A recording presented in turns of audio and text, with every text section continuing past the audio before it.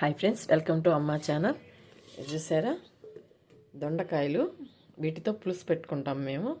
మీరు కూడా ఎవరైనా ఎట్లా పెట్టుకునే వాళ్ళు ఉంటే కామెంట్ చేయండి, లేదా చేసుకునే వాళ్ళు ఉంటే కూడా చేసుకో తిని ఆ టేస్ట్ నాకు కామెంట్ చేసి తెలియజేయండి. మేము ఇట్లా దొండకాయలని ఇది ఇట్లా కట్ చేసుకుంటాము.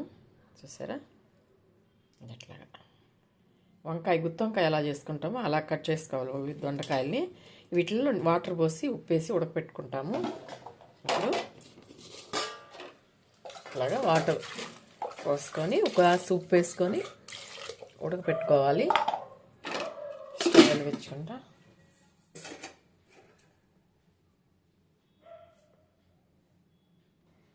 ఇప్పుడు స్టవ్ వెలిగించుకుంటా.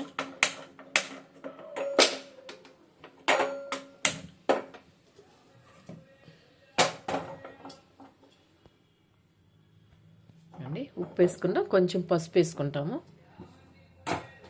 ఉప్పు పసుపు వేసుకుంటాం. ఇప్పుడు ఇదండి కొంచెం ఉప్పు అలాగే కొంచెం పసుపు వేసుకొని ఇట్లాగా ఉడకబెట్టుకుంటాం. కాయలు మెత్తగా ఉడికేదాకా. మనం ఇప్పుడు ఉల్లగడ్డలు శామగడ్డలు అట్లా ఉడకబెట్టి పులుసు పెట్టుకుంటాము అలాగనమాట. ఇప్పుడు మూత పెట్టేస్తాము.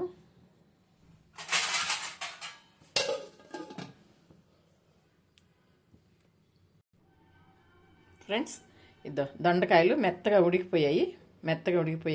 గుత్తి వంకాయలా కోసుకున్నాం కదా, చూడండి మెత్తగా ఉడికిపోయి. ఇప్పుడు మనము బాండలు పెట్టుకుని నూనె పోసుకున్నాం. నూనె వేడెక్కాక ఆవాలు, జీలకర్ర, మామూలు పులుసులాగా మనం వంకాయ బెండకాయ ఎలా పులుసు పెట్టుకుంటామో అలాగే పులుసు పెట్టుకుంటాము. అండి కొంచెం ఆవాలు, జీలకర్ర, కొంచెం మెంతులు, కొంచెం మినపప్పు.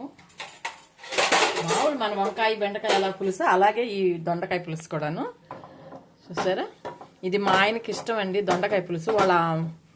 మా ఆయన వాళ్ళ అమ్మ పెట్టేది, అంటే మా అత్తగారు పెట్టేది అనమాట. ఎక్కువగా దొండకాయ పులుసు చేసేది మా అత్త. నా పెళ్ళైన కొత్తలో మా అత్త ఎక్కువ దొండకాయ పులుసు పెట్టేది అనమాట. అందుకని ఆయనకి ఇష్టం దొండకాయ పులుసు అంటే. నేను తక్కువ చేయడము, కానీ ఆయనకి అది ఇష్టం కాబట్టి ఈరోజు ఇది చేస్తున్నాను. చూసారా, ఏగాయి ఎర్రగడ్డలు వేస్తాము.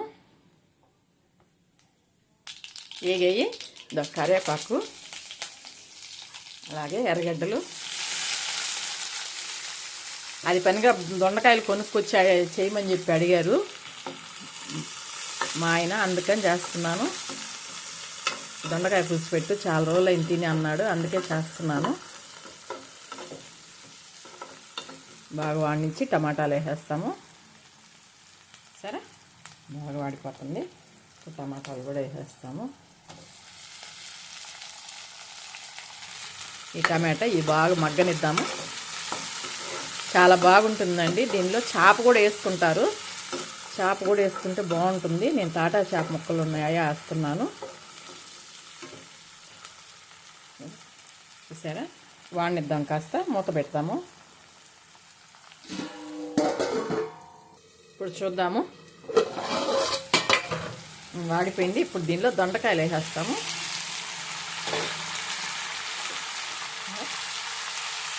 దీనిలో పసుపు, ఉప్పు, కారం వేసుకుంటాం. ఇదండి, ఇందాక దొండకాయలు కొంచెం ఉప్పు వేసాం కదా, అందుకని ఇప్పుడు కొంచెం వేస్తున్నాను, ఎక్కువ వేయట్లేదు. కొంచెం ఉప్పు వేసాను. ఇప్పుడు దీనిలో కారం,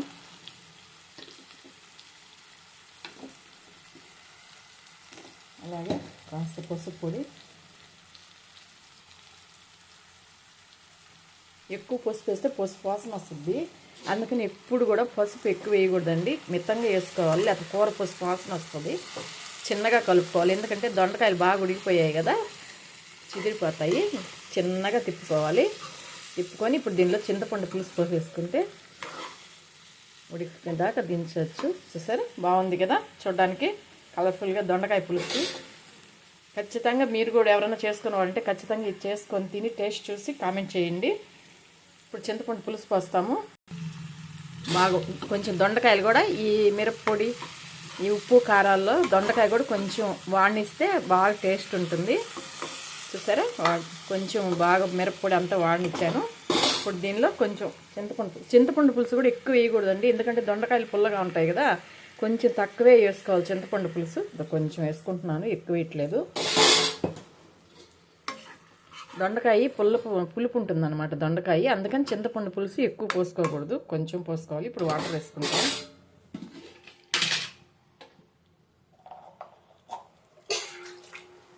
దీనికి సరిపోయే వాటర్. ఆల్రెడీ దొండకాయలు ఉడికిపోయి ఉన్నాయి కాబట్టి ఎక్కువ వాటర్ కూడా పోసుకోకూడదు. ఇప్పుడు కేవలం కూరకు సరిపోయే మట్టంగా కరెక్ట్గా పోసుకోవాలి. మంచి స్మెల్ వస్తుంది. దొండకాయ కదా, దొండకాయ ఎవరికి ఇష్టం అనుకుని ఉంటుంది. దొండకాయ ఎవరికైనా ఇష్టమే. పులుసు కమ్మగా ఉంటుందండి. కొంచెం చూడండి, చాపేసుకోవచ్చు లేదా ఉత్త పులుసు అయినా పెట్టుకోవచ్చు. ఉన్నవాళ్ళు చాపేసుకుంటారు, లేనప్పుడు నేనైతే ఉత్తదే చేస్తున్నాను. చూసారా, పులుసు ఒక్క ఉప్పు చూద్దాము.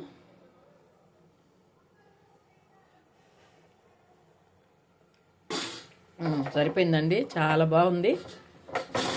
మూత పెట్టేద్దాం. ఇప్పుడు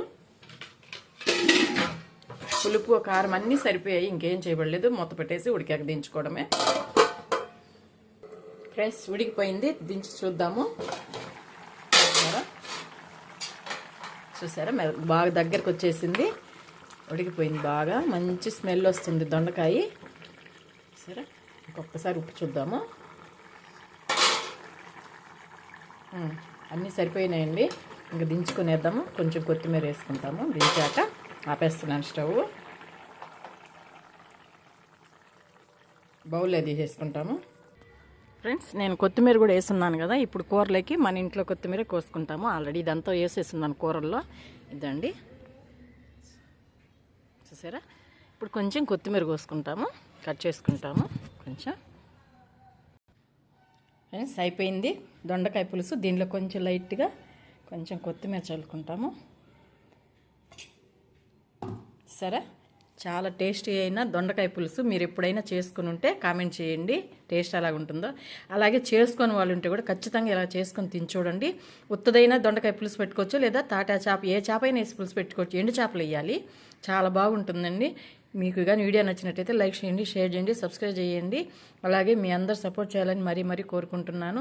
ఖచ్చితంగా ఈ కూర తిని చూసి నాకు కామెంట్ చేయాలని కోరుకుంటున్నాను. చూస్తున్నారు కదా ఎంత బాగుందో అండి. దొండకాయ పులుసు మెత్తగా ఉడికిపోయాయి. దొండకాయలు కూడా ఎంత కమ్మగా ఉందో పులుసు, చాలా బాగుంది. ఎప్పుడు బెండకాయ వంకాయల పులుసే కాదు, ఇలా దొండకాయ పులుసు కూడా పెట్టుకొని చూడండి. ఎవరైనా తెలియని వాళ్ళు ఖచ్చితంగా మీరే కామెంట్ చేస్తారు చాలా బాగుందని. చూస్తున్నారు కదా, ఉంటానండి. వీడియో నచ్చినట్టయితే ప్లీజ్ సబ్స్క్రైబ్ చేయండి, లైక్ చేయండి, షేర్ చేయండి. ఉంటాను.